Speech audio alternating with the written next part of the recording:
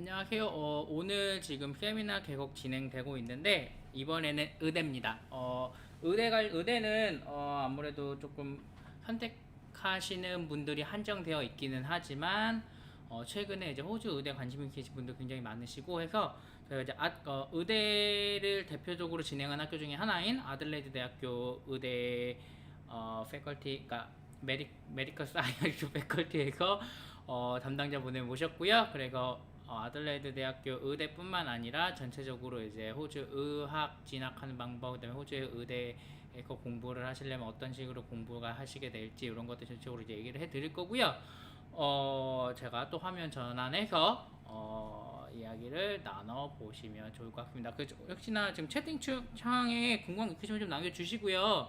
나중에 이거 보시는 분들 같은 경우는 또 연락 주시면 또 도와드리도록 하겠습니다. 넘길게요. Hello everyone, my name is Ing Tan from the University of Adelaide. I'm the country manager for South Korea. Firstly, thanks so much for tuning in. I have the pleasure of introducing you to Nicole Rubino, the student recruitment coordinator from the Faculty of Health and Medical Sciences, who will tell you today about our medicine program. Thanks very much, Nicole. Over to you. Thanks for the introduction, Ing, and hi everyone. It's really great to meet you virtually today, and it's really my pleasure to talk to you and provide you some information about our medicine program and really the types of students that we're looking for. So today we want to talk about what pre-knowledge and mindset do you need to study medicine at the University of Adelaide. So I wanted to start with some of our facilities, and this might seem like you've already seen some of this before, but I want you to start thinking about how you like to learn as students and how you see yourself studying medicine. So that's a really important question that you need to ask yourself, where you want to see yourself. So our cutting edge facilities are second to none.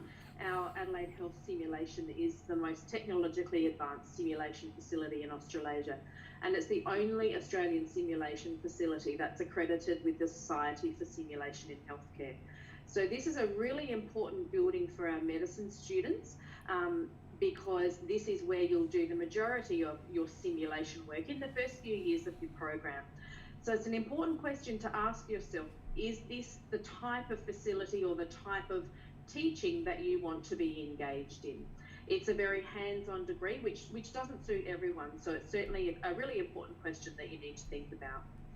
So within this building within our facilities is our Ray Last laboratory, and that's located within the Adelaide Medical School, and it encompasses both surgery and anatomy areas as well. And this has really been designed to service a wide range of uses from both undergraduate and postgraduate teaching in anatomy to advanced surgical training, simulation, clinical skills and research. And linked to these important facilities is also our body donation program. So the Adelaide Medical School operates a central mortuary facility on behalf of the universities in South Australia, and it accepts all bodies donated to science. So the opportunity for our students to be able to dissect a human body is really a privilege, and it's not available in many parts of the world. Our students really consider this an important part of their learning. So again, think about whether you want to learn in that way, learn in that real world examples, because that's exactly what you'll have in the experiences at the University of Adelaide.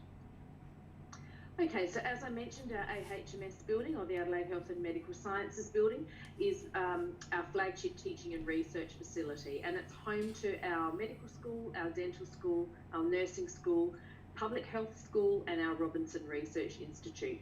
And it's really important to note that it's situated in the heart of the largest health and biomedical precinct in the Southern Hemisphere, and it's situated right next to the Royal Adelaide Hospital and our Health and Medical Research Institute as well. So it does house 1,700 of our health students and 600 of our researchers. So students in this building will be getting hands-on experience throughout the areas that we've just mentioned there. I wanted to talk to you a little bit about simulation because it is a really important part of our program and something that you need to think about whether you like to learn in this way.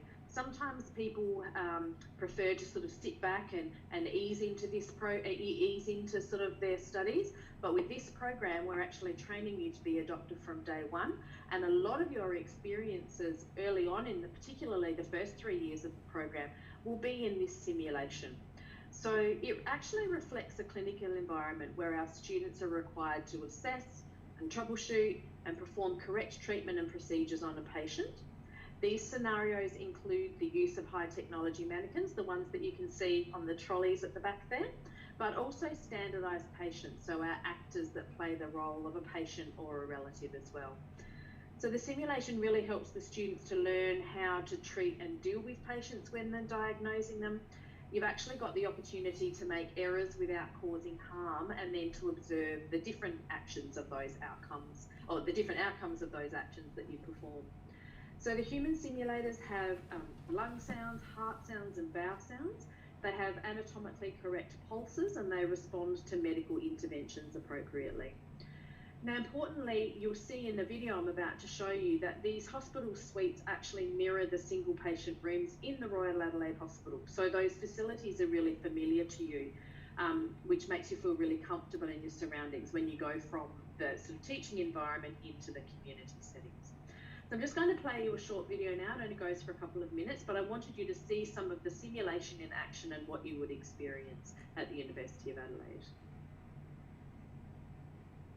Medicine is one of those things that you can't learn off paper. The sim lab is one of the rare opportunities we have in preclinical medicine to really practice and hone skills that we will need in the hospital.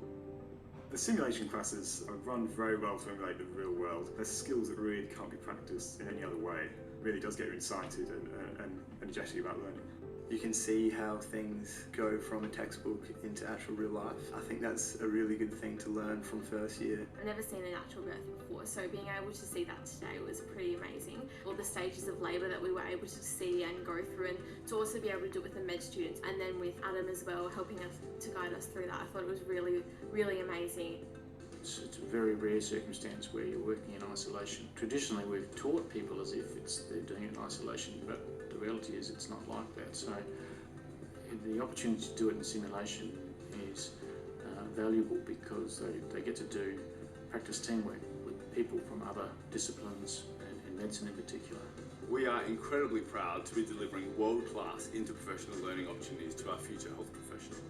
Adelaide Health Simulation contributes to high-quality, safe patient healthcare, and we achieve this by providing excellence in both simulation and clinical skills teaching.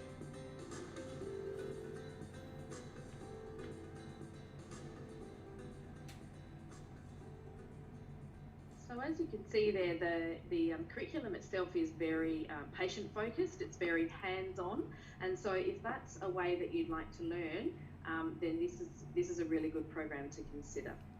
Okay, so today, as I mentioned, I want you to start thinking about if this degree is right for you. Think about the facilities that I've just shown you. Is this where you want to learn? And more importantly, how you actually want to learn. So I'm going to go through a little bit of information now to show you what type of students we're looking for and what skills you'll need to be successful in this degree. So our Bachelor of Medicine and Bachelor of Surgery, I'm not going to go too far into the admissions requirements, but I'll show you a resource later where you can research that. But really the major emphasis is being placed on professionalism, communication and clinical reasoning, as well as the practice of the evidence-based and the preventative medicine. So small group case-based learning is the dominant learning mode throughout the year, and we often get asked what is case-based learning. So essentially students learn in small groups using real patient cases and learning structured around the clinical cases of the most common and important diseases. So there will be lectures and things like that, such as in pathology and anatomy and physiology, but really it's very hands-on in that case-based environment. So you will be getting your hands dirty right from the start. Okay, so as I mentioned, we won't focus too much on the entry requirements today, but I will show you a resource towards the end of the webinar where you can familiarise yourself. But from day one, you will be trained to be a doctor. You will be expected to be professional. You will be expected to be a really self-directed learner. So unlike high school, where people are telling you your things are due to be submitted, your assignments are due, It's very self-directed. The information will be presented to you, but you will be expected to be that independent learner and to submit them when they're due. So you will be undertaking the practical experience through the simulated sessions that we've just talked about, and there will also be clinical placements as well across the across the later years of the programs out into the community. So in terms of the clinical placements, they're a really important and compulsory part of the degree. So you need to be flexible because the placements are undertaken at a really wide range of locations around South Australia, some of which will be in a rural area or remote area. So again, you need to be quite flexible. We organise that for you. We have a clinical placements team that do that for you. And you can see there that some of them are in specialist areas such as emergency or paediatrics or intensive care. We really want you to experience a whole range of different areas so you can see sort of where your interests lie and where your skills lie as well. So flexibility is definitely something that you're going to need. Let's start talking a little bit more about some of the more in-depth skills that you need. So we often get asked, well, what do I need to study medicine? I know what I kind of want to do, but what sort of person are you looking for? And healthcare is quite a complex and demanding profession, so it really requires appropriate behaviour, cognitive and physical abilities to make sure that you're delivering effective care to your patients, whether they be real or pretend ones. So these skills and abilities are what we call inherent requirements, which are really capabilities, knowledge and skills that are really essential to achieving the core outcomes of what the program is. So in particular is the importance of functioning as part of a team. So think about the case-based learning that I mentioned earlier. You will be working in teams right from the start. So you need a good ability to communicate effectively. The self-directed learning is really important, and the really high standards of professional and ethical conduct are repeatedly emphasised and taught to you throughout the program. So that's an expectation that really happens from day one. So you'll be actively participating in practical learning experiences which prepare you for future careers as doctors.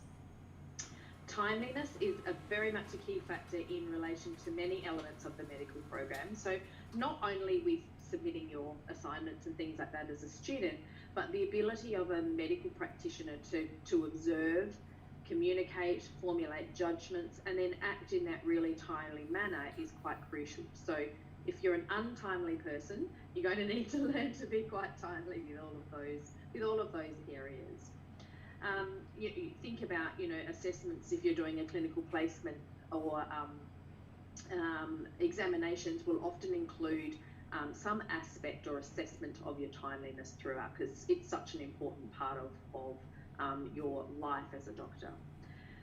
So the learning style and assessment is quite different from those that you've had elsewhere. The clinical placements can place significant time commitments on students. So you certainly will be working sort of after traditional hours, which is what a doctor would be doing. So we try and make you understand that right from the start, that it's not a sort of 9 to 5 type of job.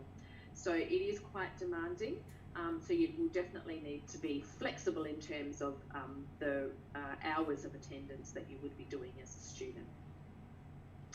Okay, so observing is a really important part and a really important skill that you would need. So vision, hearing, smell and touch are really required as part of this program.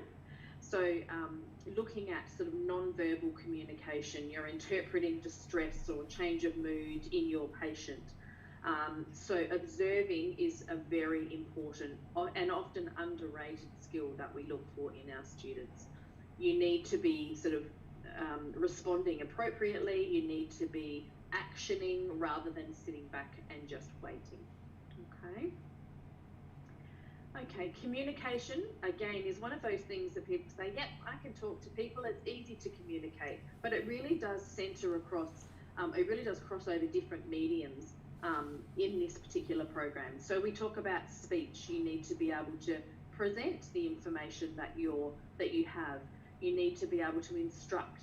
You need to be able to describe things in a really solid way so that people understand what you're talking about. You need to be able to hear.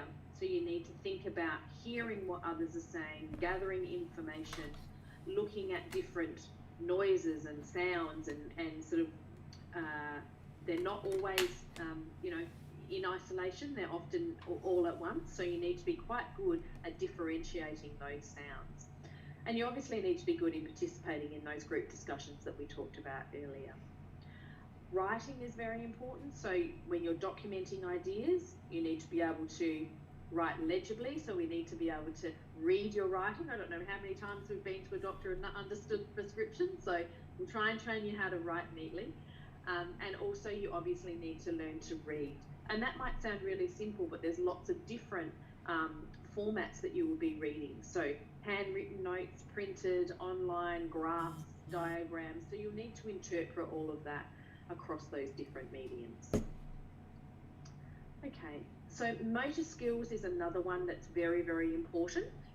In terms of fine motor skills, you'll be using things like instruments. So you need to be able to manipulate instruments. You need to have good hand-eye coordination, and you need to gather and interpret information through touch. If the doctor has to touch your shoulder that's injured, you need to interpret that, so you need to have those skills.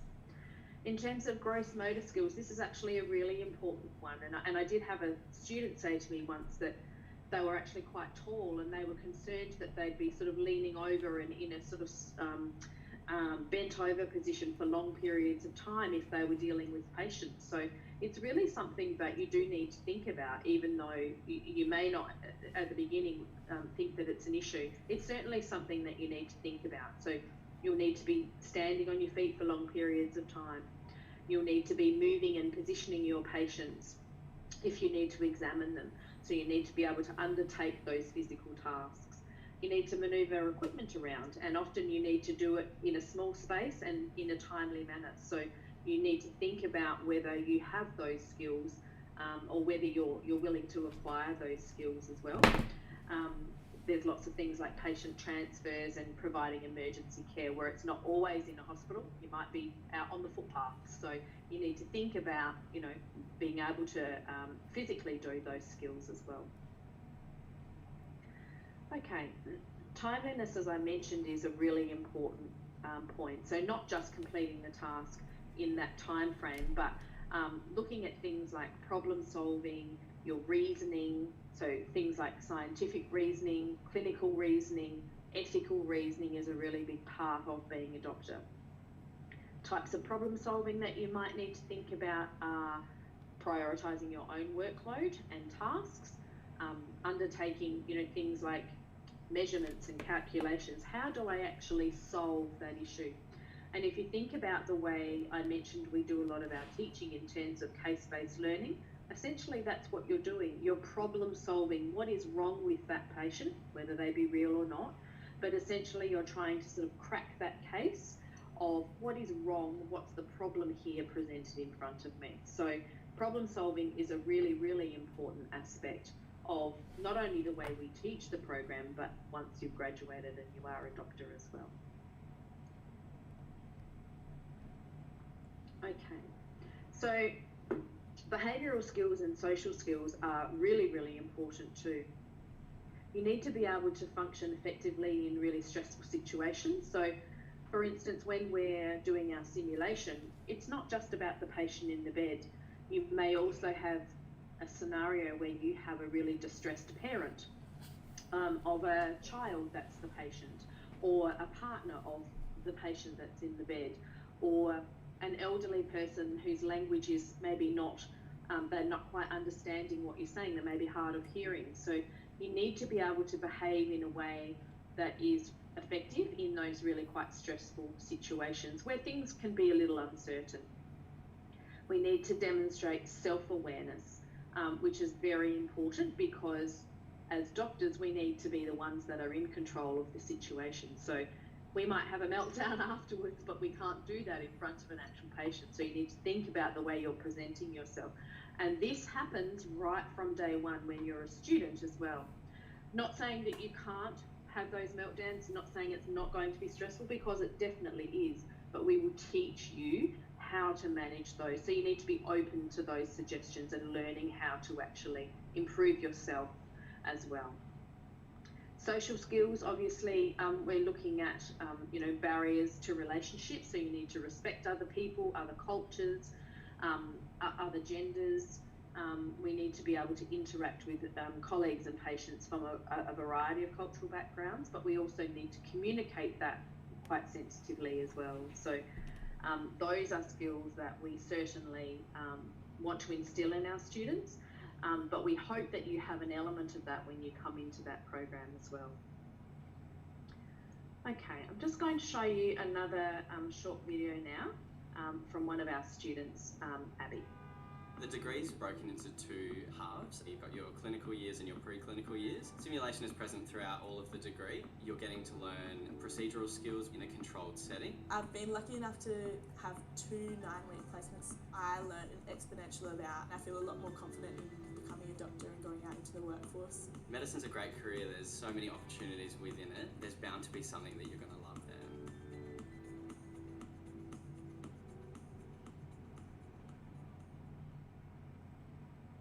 Okay, so today we've briefly highlighted some of the skills that we look for in our students, and the skills that you'll be taught throughout the program, which build, each year builds on the next. So we're not expecting you to have all of those things, straight away. We're certainly going to teach you those things, but I'd really encourage you to think about your learning style. I'd really encourage you to think about how much you understand yourself, and really your reasons for wanting to become a doctor. I've had a lot of people say to me in the past, oh, my parents want me to be a doctor. And that may be very well so, and that's a very valid reason, and we need support from families for you guys to get through these things. But it's really important that you understand why you're wanting to do this degree, because it is a big commitment. It's lifelong learning. It doesn't stop when you finish your 6 years with us. It's something that you're going to continue to do as a doctor along the way. So it's really important for you to understand your reasons for wanting to become a doctor. I think once you understand yourself and understand those reasons, you're able to connect a little bit better with the process and with the actual study as well. If you're really enjoying something, you're more likely to be engaged in that if you understand it and you know that you've made this commitment with that in mind. So throughout our interview process, we really look for the best students to be offered a place in our program, and there's a few things that obviously need to be done beforehand. But I want you to consider the criteria that we assessed you on with respect to the skills that we've discussed today. So within our admissions guides, we do have the interview criteria that we look for, and it's very much based on what I've talked to you about today. So your motivation to become a doctor, your self-awareness about who you are and why you want to do this. What skills do you have as a critical thinker and problem solver? What attention to detail and professional behaviour can we see in you when we're interviewing you? What are your interpersonal and your communication skills like? How can you prioritise or show us that you can prioritise and be conscientious at the same time? How do you, what's your aptitude for group learning and teamwork? Those are the sorts of things that we look for. And obviously the compatibility and understanding of not only our degree, but also what being a doctor actually means. So I would really encourage you to have a look through our admissions guides. There is 2 versions there, one for domestic applicants and one for international applicants.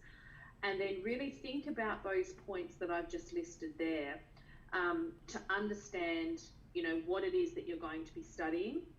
Is it the same as, another degree? How do I fit? How do I feel when I hear what I'm going to be learning and where I'm going to be learning? And I would also encourage you to research the profession of being a doctor, because there's lots of different aspects of it. One might appeal to you more than the other, but I think to have that knowledge behind you, again, you're going to be more committed to your degree. You're going to take on the challenges and experiences that come to you, and I think you'll really enjoy it if you actually understand those points about yourself as well. So I'm not going to go for too much longer, but I would like, if you do want to connect with us, please do so either through our health website, where you will also find the guides that I just mentioned, our Facebook page and our YouTube series of videos as well. So we've just had what we call Health HQ, which was a Q&A session, and also some videos from our academic staff as well. So if you research that through the YouTube channel, you'll be able to get an understanding of studying in the degree as well. But certainly now I'm happy to open it up for questions. If Chris has any questions or any of the audience members have any questions, I think we've still got some time left to be able to go through that.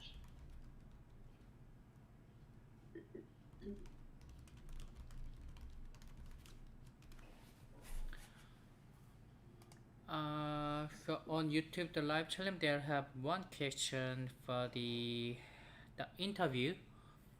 Yeah. This one asked like, how does it process for the MD interview? For the medicine interview? Yes. How do we process that? Is that what you're asking? Mm-hmm. Yeah.